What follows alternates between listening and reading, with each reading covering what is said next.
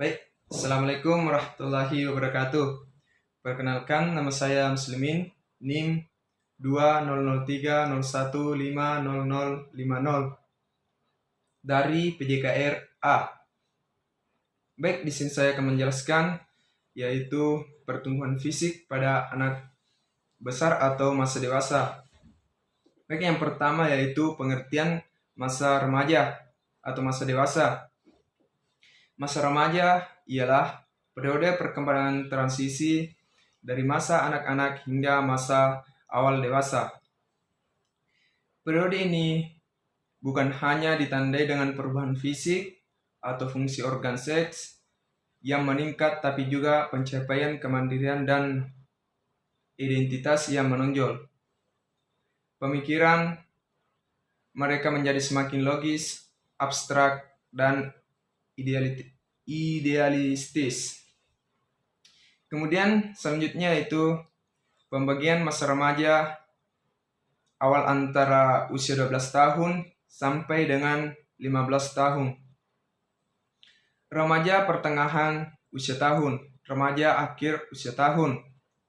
Perkembangan fisik adalah perubahan pada tubuh, otak, kapasitas sensorik, dan keterampilan motorik atau papalia. Perubahan pada tubuh atau fisik ditandai dengan pertambahan tinggi, berat badan, dan pertumbuhan tulang dan otot.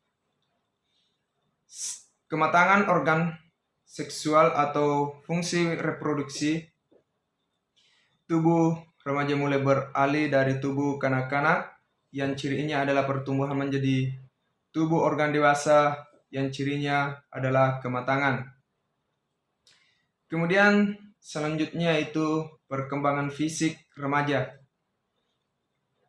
Yang pertama itu fase pra-remaja, yaitu pertumbuhan badan sangat cepat. Wanita tampak lebih cepat daripada laki-laki. Pertumbuhan anggota badan dan otot-otot sering berjalan tak seimbang. Seks primer dan sekunder mulai berfungsi. Dari produktif ditandai mimpi basah bagi laki-laki dan menstruasi bagi perempuan. Yang kedua yaitu fase remaja. Bentuk badan lebih banyak memanjang daripada melebar, terutama bagian laki-laki dan tangan. Akibat produksi kelenjar hormon menimbulkan jerawat, timbulnya dorongan seksual terhadap lawan jenis akibat matangnya kelenjar seks. Kemudian yang ketiga yaitu fase adolescence. Akhir masa remaja yaitu pertumbuhan badan mulai berubah menjadi simetris sebagai layaknya orang dewasa.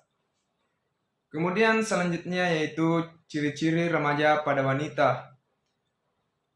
Yang pertama, pertumbuhan payudara. Tumbuhnya bulu yang halus berwarna gelap di kemaluan. Mencapainya pertumbuhan badan yang maksimal setiap tahunnya. Bulu kemaluan menjadi keriting, haid atau menstruasi, tumbuh bulu-bulu ketiak. Selanjutnya pada pria, pertumbuhan tulang-tulang anggota tubuh, testis membesar, tumbuh bulu kemaluan yang halus, lurus, dan berwarna gelap. Awal perubahan suara, ejakulasi, bulu kemaluan menjadi keriting, pertumbuhan tinggi badan mencapai tingkat maksimal setiap tahunnya. Tumbuh bulu-bulu halus di wajah, tumbuh bulu ketiak, akhiran perubahan suara, tumbuh bulu di dada. Faktor-faktor yang mempengaruhi pertumbuhan fisik yaitu yang pertama faktor keluarga, meliputi faktor keturunan, faktor lingkungan keluarga. Yang kedua yaitu faktor gizi, yang erat hubungannya dengan sosial ekonomi. Yang ketiga, faktor emosional yang bertalian dengan gangguan emosional yang dialami selama perkembangannya. Kemudian yang keempat yaitu faktor jenis kelamin, di mana laki-laki cenderung memiliki ukuran tubuh yang lebih tinggi dan berat badan dibandingkan wanita. Yang terakhir yaitu faktor kesehatan.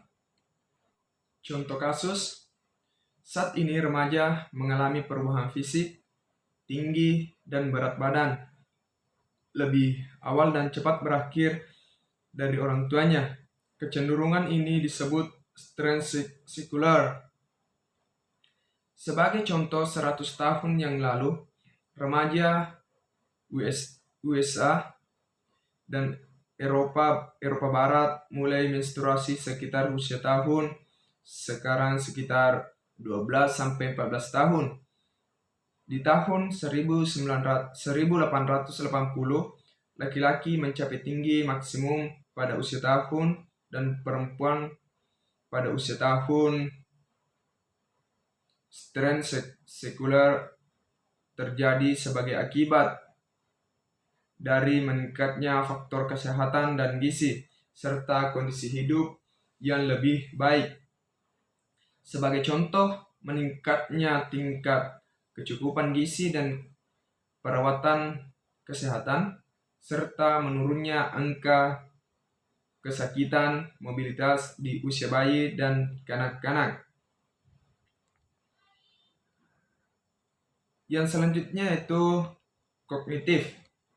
Kognitif adalah perubahan kemampuan mental seperti belajar, memori, menalar, berpikir, dan berbahasa.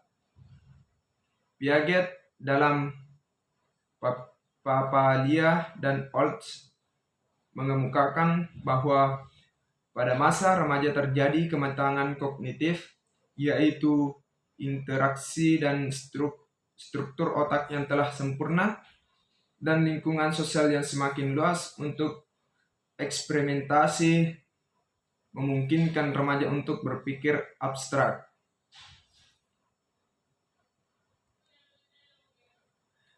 Perkembangan kognitif remaja.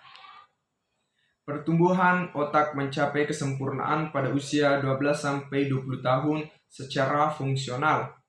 Perkembangan kognitif atau kemampuan berpikir remaja dapat digambarkan sebagai berikut. Yang pertama itu secara intelektual, remaja mulai dapat berpikir logis tentang gagasan abstrak. Yang kedua yaitu berfungsinya kegiatan kognitif tingkat tinggi, yaitu membuat rencana strategis, membuat keputusan-keputusan, serta memecahkan masalah.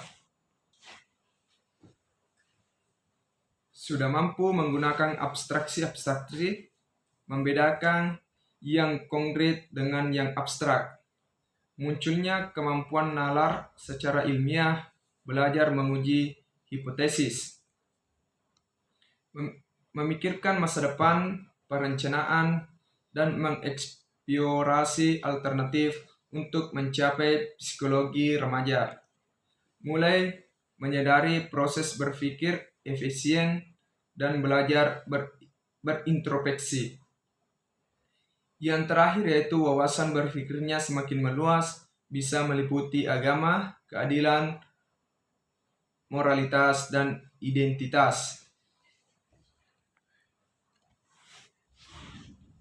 Baik, itulah tadi sedikit pemaparan dari materi saya.